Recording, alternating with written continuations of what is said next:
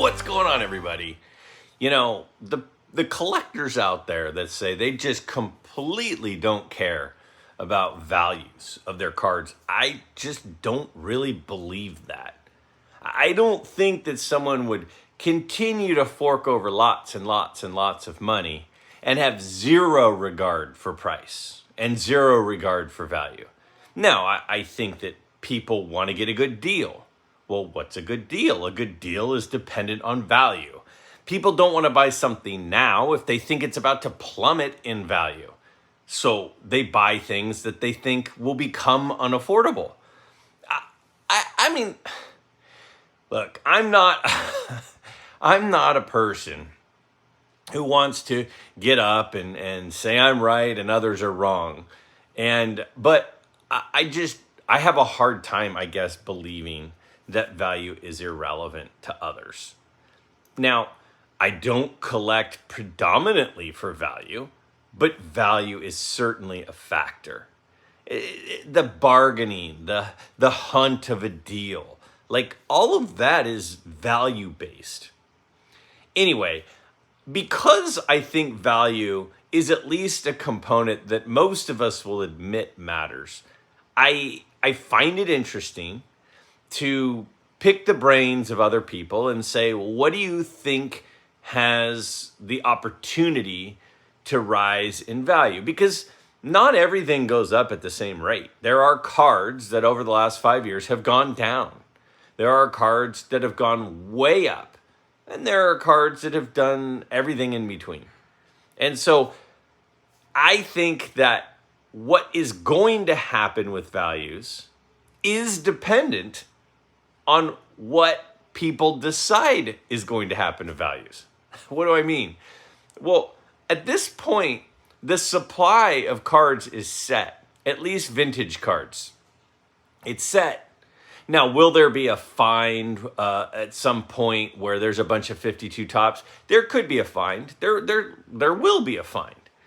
But is that find going to be dramatic enough that it really impacts the overall value of 52 tops? Probably not. Are there 33 Gaudis that have been unearthed? Yes, there, of course. And they will be unearthed. And it's probably not a big enough collection or a big enough haul that is going to dramatically affect the market. So the supply of most of these vintage sets is kind of where it's at. So the only thing that's going to make the prices go way up or way down in comparison to other vintage cards and other vintage sets is the demand changing.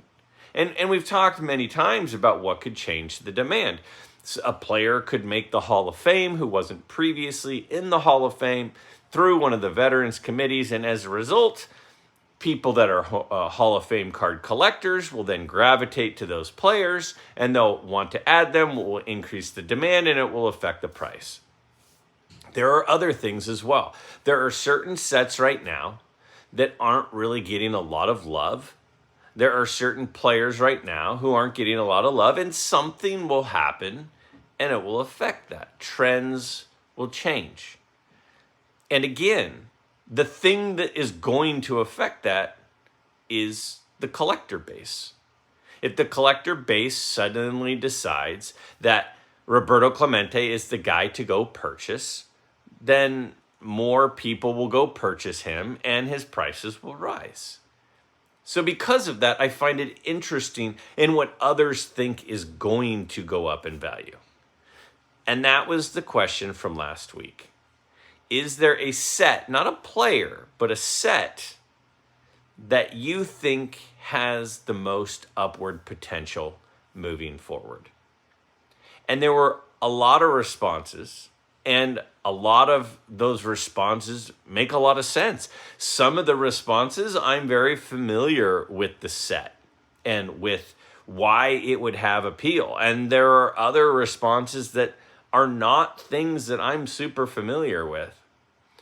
But what I did is I grabbed a collection of the responses that intrigued me the most, and I'm here to share them and then give my thoughts on that suggestion. Again, none of us know. If we did, we would probably just be sitting on our couch buying the stocks that are going to go up next week if we could tell the future. And then we'd have all sorts of money to buy more cards.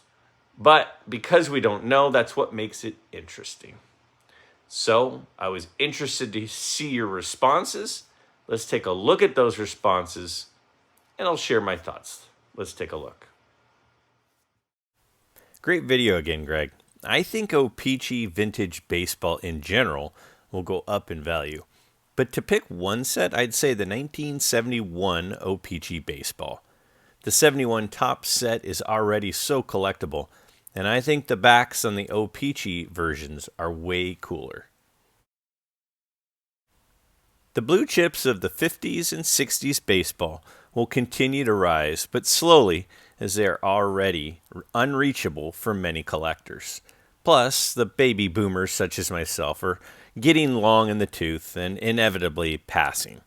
The 70s sets will be the next vintage to be desirable, with the king being the colorful 1975 baseball set. With great rookie cards of Yount, Brett, Carter, Rice, and loaded with Hall of Famers, including 2 cards of Henry Aaron after breaking Ruth's record. It's an incredible baseball set, and someday prices will shoot to the moon. One of the big things, one of the biggest factors in what people are drawn to and what people want to collect when we're talking about collectors is nostalgia. There's just no doubt about it. There are things from my childhood that I don't have anymore, and when I see them, they bring me back to a time that makes me happy, and as a result, I want to buy those things. And there were several examples of comments that talk about nostalgia. One that I didn't include, but I thought was a fantastic suggestion, was the person says, believe it or not, Greg, I think it's Garbage Pail Kids. And I actually have several Garbage Pail Kids, but because of the nostalgia that it brings us, those of us that are in our mid to late 40s, that was a time that we were collecting them. They were sort of the rage, and having a few of those back is kind of makes us happy. Now, a lot of us that are, at the point in our life where we actually are starting to make some money, our kids are less financially dependent on us, we're really starting to kind of have more time for hobbies, are a lot of us in our mid to late 40s to early to mid 50s.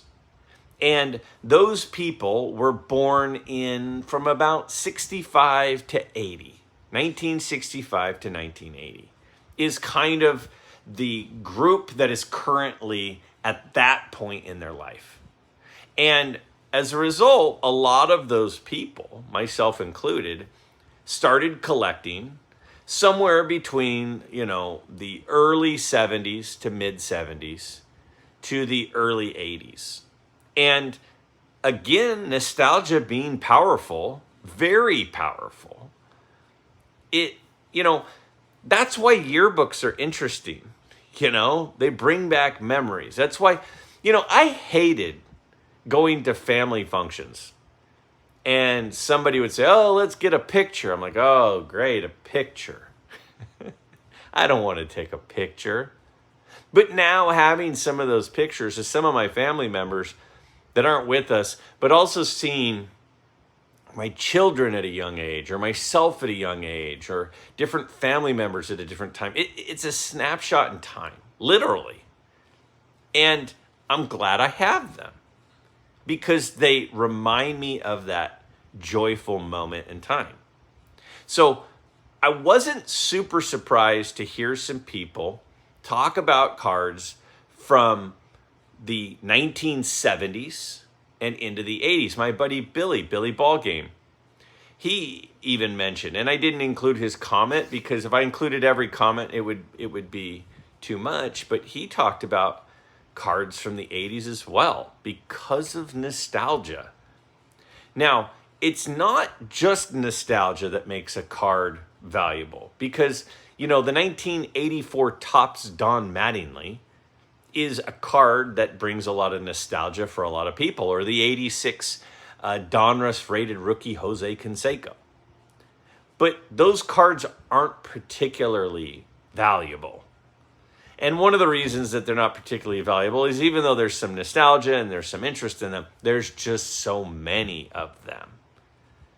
But when you talk about the ones that were mentioned here, the 1971 baseball set, and not just the baseball set, which is very popular. It's very hard to find in high condition, but it's also there. They mentioned the O-Pee-Chee set.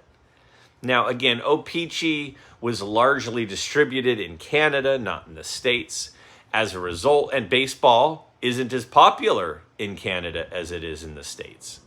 And so, the most kids collected some cards growing up for baseball, but in Canada, it was more hockey cards, right? And so because of that, the O-Pee-Chee wasn't as widely distributed, it wasn't as widely valued, and it is rarer.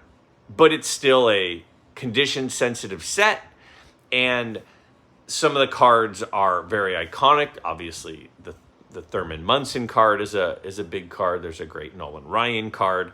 There are some really great cards in the set. And so I think that's an outstanding choice, not just the 71 set because of the nostalgia, but then add in the element of the rarity by making it the O-Pee-Chee and the element of the the difficulty of finding it in good condition. It's a great choice. Similarly, the 1975 set. Now, the 1975 set also had the minis. They had the minis from that year, and the minis were really released regionally, and so they weren't widely spread. But the 75 Topps set, again, is iconic because of the colors of the borders, which make it condition sensitive. And then for a while, the minis are rarer than the full-size ones. They're not normal minis like some of us are used to. They're like 0.75. They're 75% of the size of the full-size cards. And what happens is, for a while, those were much more expensive because they were rarer. And it seems like over time, however, people have been more drawn to the full-size ones. But because they're condition sensitive and because there are some really, really memorable, iconic cards in there, as are mentioned, it makes that set a great choice as well. Because it hits on that nostalgia of the people who are entering that phase of life where they're getting back into hobbies, and it's a nostalgic time for them when they were collecting cards. And it's another condition-sensitive set with some very iconic, memorable cards. I thought those were two fantastic choices. And it's going to be very, very interesting to see what happens to cards from the 1970s over the next 10 or 15 years. Now, does that mean I'm going to run out and buy cards from the 1970s? Well, no, it doesn't, because my interests, at least at the moment, are kind of elsewhere. I like those two sets. I like the 71 set. I like the 75 set. But I'm more drawn to some other things. But there are some people, I ran into a friend. I don't know if I even mentioned this, but I ran into a friend at a card show a couple of months ago. And I hadn't seen him in 25 years. And my dad and I were set up at a card show, and he came up to our booth, and he was looking at the table, and then I saw him kind of recognize my dad. And I'm like, who's this guy recognizing my dad? Because I could tell he recognized his dad because he was with his dad. And I was like, oh my gosh, that's Jeff, the kid who lived 2 doors down that I used to play baseball with growing up and collect cards with and trade cards with growing up. It was kind of incredible. It's giving me chills seriously right now just thinking about it. And as I went over and we talked and said hello and gave hugs and all that stuff, we talked about cards.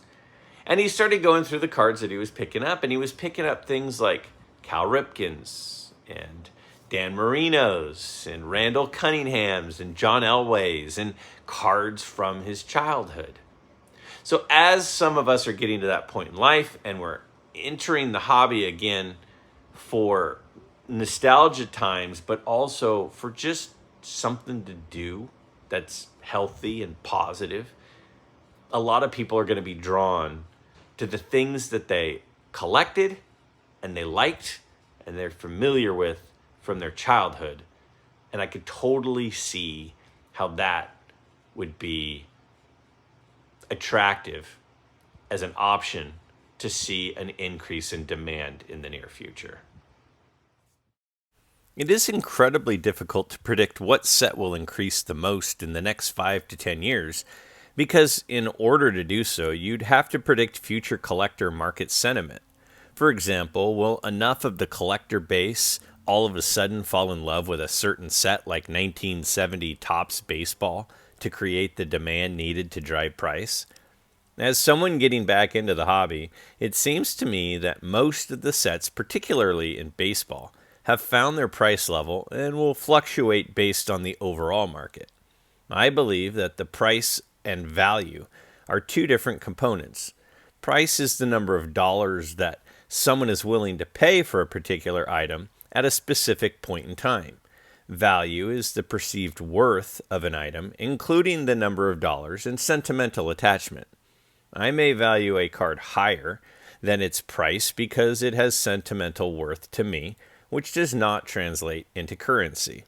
That being said, I think the set with the most and best price increase potential in the next 5 to 10 years is a set of vintage rookie Hall of Fame football players, especially quarterbacks. Many of those cards are undervalued compared to their baseball counterparts, and should a large segment of the collecting community shift towards them, the price will rise accordingly.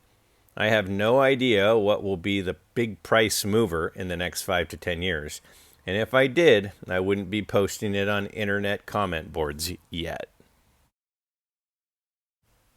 And my friend Orlando says, great video, so much history in baseball. So many great players most people have never heard about. That's what collecting is all about. Appreciate you sharing. The future is not known, but I feel vintage football is undervalued. The 1935 Chickle set probably has the most upside. Rookie cards of many Hall of Famers. I think and hope the 1965 Topps football cards will go up in value. 75% of the set is considered short printed. It's unique as a tall boy design and has a classic look to him. PSA has graded around 290,000 1965 MLB cards compared to 35,000 1965 NFL cards. Relative to their scarcity, the cards can be affordable, minus the Joe Namath. Super great comments there. 3 great comments about different sets, but all of them with the same kind of overarching theme, which is vintage football cards. You know, and it's not like I think that suddenly vintage football cards are going to explode in value. But they have so much going for them. They were less circulated than baseball. Football right now is number 1 in viewership. So many of us that collect vintage used to collect modern, and we slowly moved to rarer and vintage cards. So the thought is, if football cards are as popular as anything with younger kids now, that eventually if they go to older cards, those are the cards that they would go to. They're not going to go from modern football to vintage baseball, or maybe they will. I don't know. But I think that it's kind of a low-hanging fruit, and it's something I've talked about many times, and I'm not going to rehash all of it. And a lot of people say, nope, you're wrong, and there's a lot of reasons why they think I'm wrong, and some of those reasons are very valid. For example, the fact that there aren't many vintage players whose records are still intact because of the changes to the game. But because of the changes to the game, that's one of the reasons why football is so popular, because it has evolved. It is not just, run up the middle every single play. There's throwing, there's long plays, there's fast players, there's all sorts of things happening. And the complexities to the game and the protection of the key players has made it where records have fallen in, alarming rates. So the relevance of the Autograms or the Johnny Unitas's or the Bart Starrs or the Newt Rockneys or whoever it is, Bronco Nagurski, it's not the same as it is with baseball, where those players are still at the top of the record books, like the Babe Ruths and the Hank Aaron's and the Mantles and the Cobbs and all of those players. So I get it. Now, I think that these particular sets that were mentioned make a lot of sense. In modern football, it is without a doubt the most valuable cards are almost, not always, but largely quarterbacks. It's the chase for all the quarterbacks. It's the Burrows, right? It's you guys know who it is. It's the young rookies. It's whoever. And if you go back in time, it's, again, a lot of the guys like the Montanas and the guys that I just mentioned, Unitas and Starr and, But the thing is if modern collectors are focusing on modern quarterbacks, and they do decide at some point to go to vintage, they are going to be drawn toward the quarterbacks. The quarterbacks in football are sort of obviously the key position, the guy who gets a lot of the blame or gets a lot of the glory, depending on how it goes.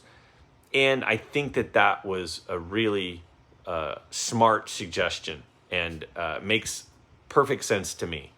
I'm currently working on a Sammy Baugh run. I've got several of his cards. I'm working on an Autogram run. I think I'm only missing maybe one of his base cards. I have several Johnny Unitas cards and several Bart Starr cards. And I've talked about some of those and I've shown them at times. But it makes sense that the quarterbacks and vintage quarterbacks, because when you compare the prices, when you compare a Johnny Unitas rookie, which is from the 1957 football set, to, a Brooks Robinson rookie card from the 57 set, it's kind of amazing. And the importance of you look at the 55s, the Koufax and the Killebrew and the Clemente, which is, again, mid to late 50s, the Bob Gibson mid to late 50s. When you look at the mid to late 50s key baseball cards and you compare them to the football cards, the pop report is high, much higher for the baseball, but the prices are much higher for the baseball. Now, the sets that are also mentioned, the 35 Chickle set that Orlando mentions, that's sort of like the Holy Grail set. There's some big cards in there, like the Nagurski that I mentioned a minute ago. It's a huge card. It's a really, really expensive card, but part of the reason is because it's very rare. And it's the set. It's the 52 Topps, it's the T206, it's the 33 Gowdy, all wrapped into one. And I think that's a fantastic choice because it's the vintage set. And then the 65 Topps. The 65 Topps has really, if you're talking from 1960 to current, or 1960 to 1980, the more modern of the vintage sets, the card is the Namath rookie, which comes in that set. As is mentioned, it's a tall boy format, which also makes it harder to come by as far as condition. And then in addition to that, the cards are much rarer, as is mentioned in the pop reports in the comment. I really believe in vintage football. I genuinely enjoy vintage football. And if you were going to step into vintage football, I think all three of these comments make really strong points as to possible targets on where to start. I'm more of a player guy than a set guy, but that said, my question was about a set, and I think the sets or the areas to target here that are mentioned here are really, really good ones. Hi, Greg. The vintage set with the most upside, in my opinion, is the 1961 Fleer basketball set. So many Hall of Fame rookies. And with basketball as a popular worldwide sport with so many modern basketball card collectors, I could see it take off like the iconic 1986 Fleer basketball set. To answer this week's question, I think the set that's going to increase in value the most is going to be the 84-85 Star basketball set. It's just a case of scarcity. Only within the last few years has this set become more widely interesting to the hobby. Of course, the main draw is the Michael Jordan rookie card. However, there are several other relatively big rookies in the set. There are a few people doing videos on this, and the 1984 Star rookie card is significantly rarer than the 1952 Topps Mickey Mantle card. Jordan is still very widely collected. The cost of these cards has jumped up dramatically in the last few years since PSA started to grade them. This would be interesting to collect, however, it is already way out of my price range now. I only see it continuing to go up, and the value just as rare as these cards are. There were less than 3,000 of each card made. My pal Brent says, great video and great responses. Everyone has differing interests, and it's interesting to hear about them. Except Petty. Petty knows what he wants, and I love him for it. This may not be the answer to your new question that you're looking for, as you might be just talking about vintage, but my answer right now would be the Star Company releases. Now that the Jordan card is finally getting its due and gaining big interest and drawing big money, it should spread to other players in sports. There are some phenomenal Star Company baseball releases that should start getting people to take them and look at them. We are talking about some sets that were produced in the hundreds as opposed to millions from the regular sets of that era. There should be exponential growth opportunities there, and they are still basically at rock bottom now. All right, so some basketball. So we're making our rounds, right? We went 70s baseball, then we went into some vintage football, and now we're into some basketball. And a couple of people mentioned the Star set, and we'll talk about that in a second. But it is also mentioned the 61 Fleer set. Now, again, vintage basketball, it's tough to have a big following in vintage basketball because there were 10 years, almost 10 years, that there were no, licensed wide releases, right? From the 61 Fleer set all the way to the 69 top set, there was no major release of licensed cards. There were some cards sprinkled in there, but they weren't major releases of licensed cards. And so it's hard to be, the lack of continuity, as I've mentioned before, it isn't there, and it hurts, dramatically hurts vintage basketball collecting. Now, in the late 50s, there were a couple of top sets. That's the set that has the Bob Cousy rookie and the Bill Russell rookie. But the set that has a lot of big cards in it is that 61 Fleer set.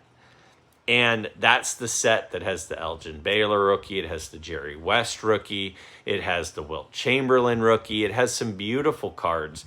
And that set is a really tough set, partly because of the centering of the set. For whatever reason, the manufacturing, there's just not good centering. It's hard to find well-centered cards from that set.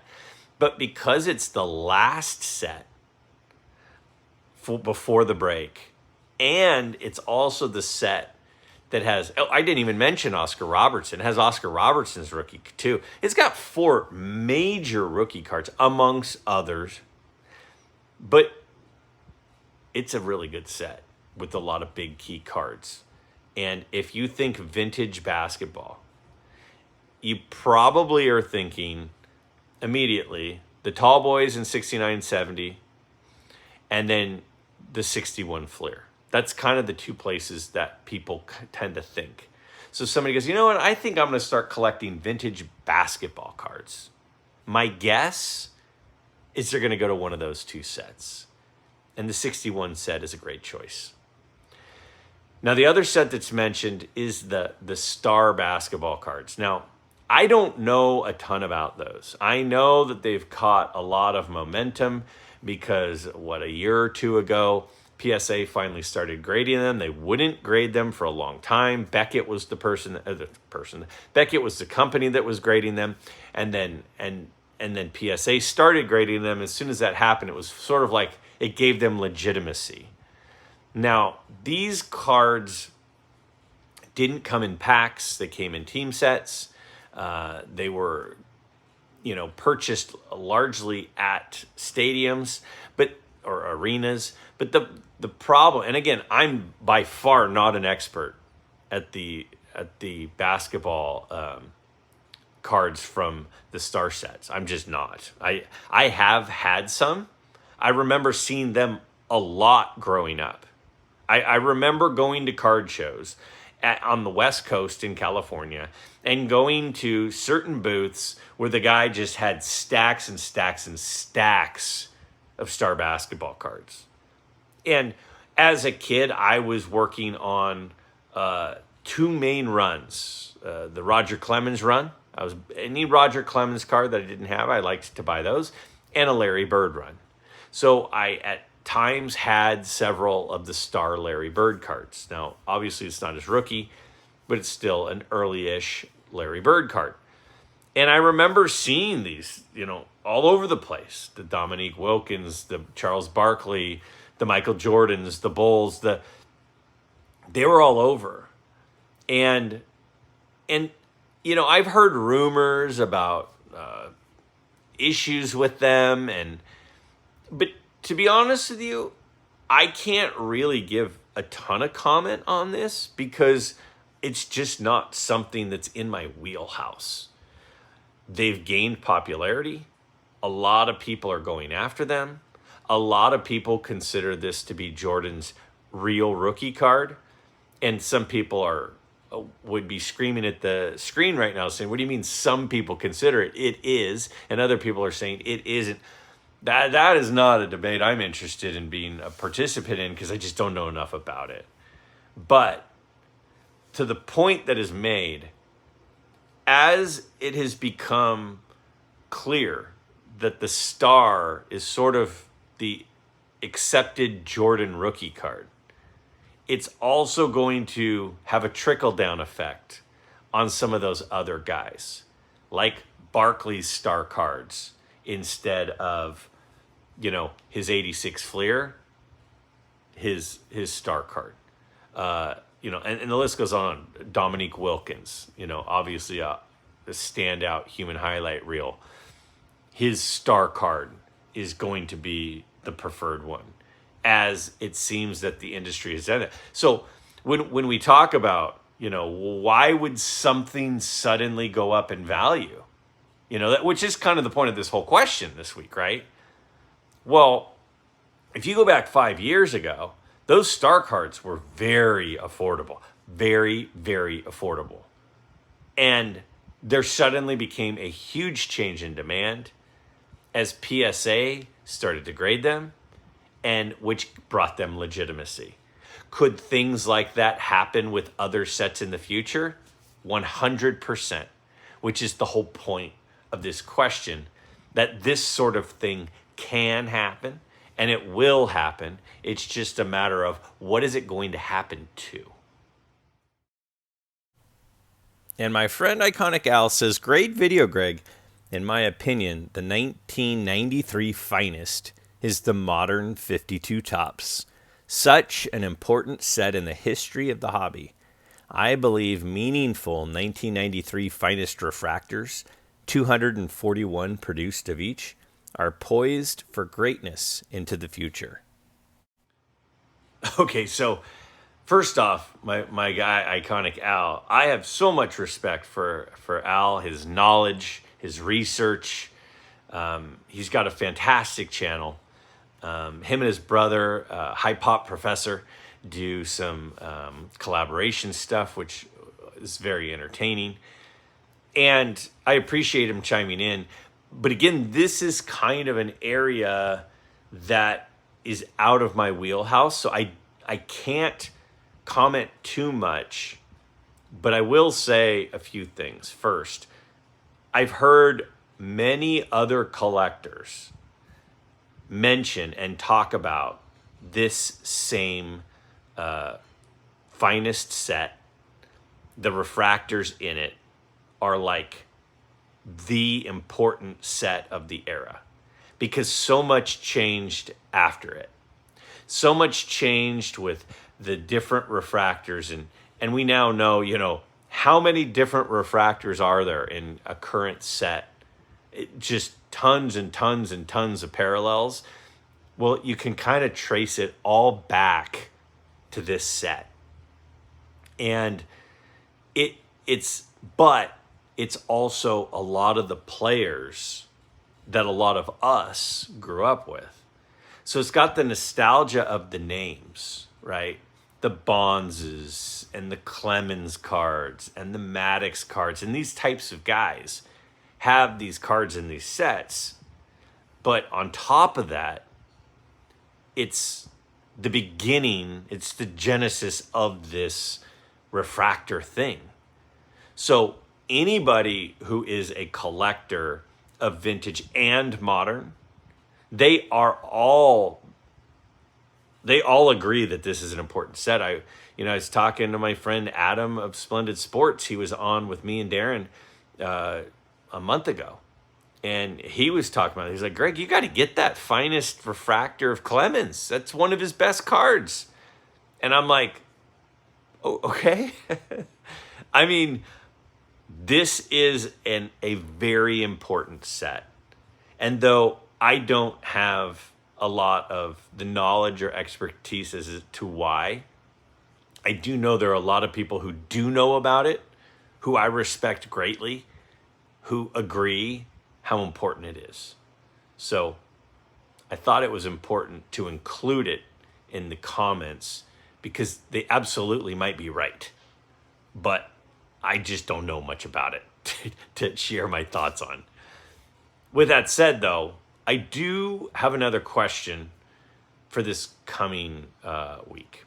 My question for this week is, how important is the grade, the assigned grade on a slab to you now compared to 2 or 3 years ago? So if you think back 2 or 3 years ago, how much did the number on the slab influence your attraction to the card compared to now compared to 3 years ago? And how has that changed, or how has it not changed? Is it more important than it was 3 years ago? Is it less important than it was 3 years ago? Is it the same as it was 3 years ago? And then in addition to that, what do you anticipate happening in the next 2 to 3 years? Do you think it's going to become more important, the grade, less important, or stay the same? Now, I've said many times, I think that grading has done a lot of good in the hobby. It allows distance transactions to take place and give people a pretty decent idea of the approximate condition of a card.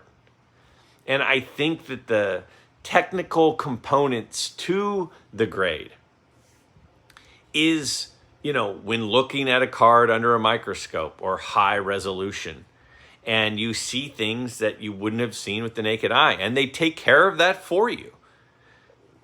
I understand that there is some value from that. I tend to myself, when buying an expensive card, I want a card that's graded not because of the number on the card, but because it helps give me peace of mind that I'm not missing something. If I'm going to spend $2,000 on a card and I just am not okay with a card that has a crease, even if I don't see the crease when I'm looking at it, if the card is in a 7 holder, it doesn't have a crease. And I'm not going to notice it later on. It gives me some peace of mind. But I do think we got to a point where we got a little carried away with how much the number mattered. And to a certain extent, for some collectors, I wonder if it does still matter too much. But back to my question. Compared to 2 or 3 years ago, does the assigned grade matter more or does it matter less? And looking forward 2 or 3 years, do you expect it to matter more or matter less than it does right now? I look forward to hearing your thoughts, and I can't wait to share what you all have to say.